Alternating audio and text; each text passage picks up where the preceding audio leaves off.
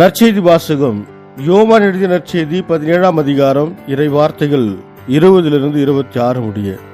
அவர்களுக்காக மட்டும் நான் வேண்டவில்லை, அவர்களுடைய வார்த்தையின் வழியாக என்னிடம் நம்பிக்கை கொள்வோருக்காகவும் வேண்டுகிறேன். எல்லாரும் ஒன்றாய் இருப்பார்களாக. தந்தையே, நீர் என்னுள்ளும் நான் உம்முள்ளும் இருப்பது போல் அவர்களும் ஒன்றாய் இருப்பார்களாக. இதனால் நீரே என்னை அனுப்பினீர் என்று உலகம் நம்பும். நாம் ஒன்றாய் இருப்பது போல் அவர்களும் ஒன்றாய் இருக்குமாறு நீர் எனக்கு அருளிய மாட்சியை நான் அவர்களுக்கு அளித்தேன். இவ்வாறு நான் அவர்களுள்ளும் நீர் என்னுள்ளும் இருப்பதால் அவர்களும் முழுமையாய் ஒன்றித்திருப்பார்களாக. இதனால் நீரே என்னை அனுப்பினீர் எனவும், நீர் என் மீது அன்பு கொண்டுள்ளது போல் அவர்கள் மீதும் அன்பு கொண்டுள்ளீர் எனவும் உலகு அறிந்து கொள்ளும். தந்தையே, உலகம் தோன்றும் முன்னே நீர் என் மீது அன்பு கொண்டு எனக்கு மாட்சி அளித்தீர். நீர் என்னிடம் ஒப்படைத்தவர்கள் என் மாட்சியை காணுமாறு அவர்களும் நான் இருக்கும் இடத்திலேயே என்னோடு இருக்க வேண்டும் என விரும்புகிறேன். நீதியுள்ள தந்தையே, உலகு உம்மை அறியவில்லை, ஆனால் நான் உம்மை அறிந்துள்ளேன். நீரே என்னை அனுப்பினீர் என அவர்களும் அறிந்து கொண்டார்கள். நான் அவர்களோடு இணைந்திருக்கவும் நீர் என் மீது கொண்டிருந்த அன்பு அவர்கள் மீது இருக்கவும் உம்மை பற்றி அவர்களுக்கு அறிவித்தேன், இன்னும் அறிவிப்பேன். இது கிறிஸ்து வழங்கும் நற்செய்தி. கிறிஸ்துவே உமக்கு புகழ்.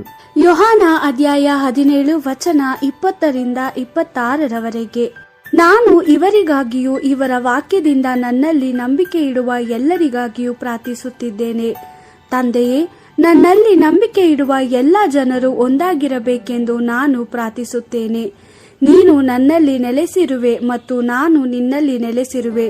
ನೀನು ನನ್ನನ್ನು ಕಳುಹಿಸಿರುವೆ ಎಂದು ಈ ಲೋಕವು ನಂಬಿಕೊಳ್ಳುವುದಕ್ಕಾಗಿ ಈ ಜನರು ಸಹ ನಮ್ಮೊಂದಿಗೆ ಒಂದಾಗಿರಬೇಕೆಂದು ನಾನು ಪ್ರಾರ್ಥಿಸುತ್ತೇನೆ.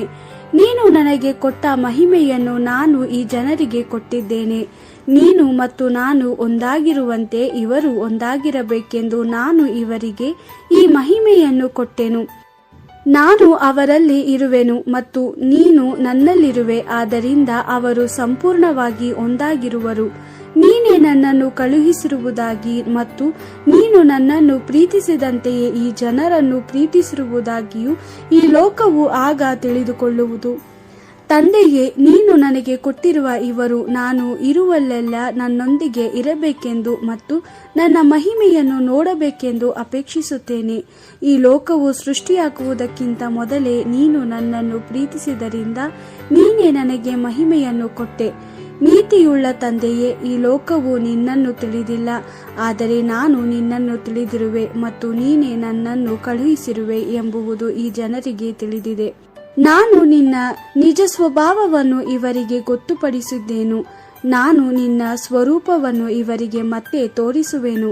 ಆಗ ನನ್ನ ಮೇಲೆ ನಿನಗೆ ಯಾವ ಪ್ರೀತಿ ಇದೆಯೋ ಅದೇ ಪ್ರೀತಿಯು ಇವರಲ್ಲಿಯೂ ಇರುವುದು ಮತ್ತು ನಾನು ಇವರಲ್ಲಿ ಇರುವೆನು.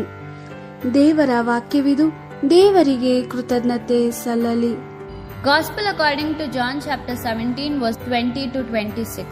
I pray not only for these but also for those who through their word will believe in me, so that they may all be one as you, Father, are in me and I am in you.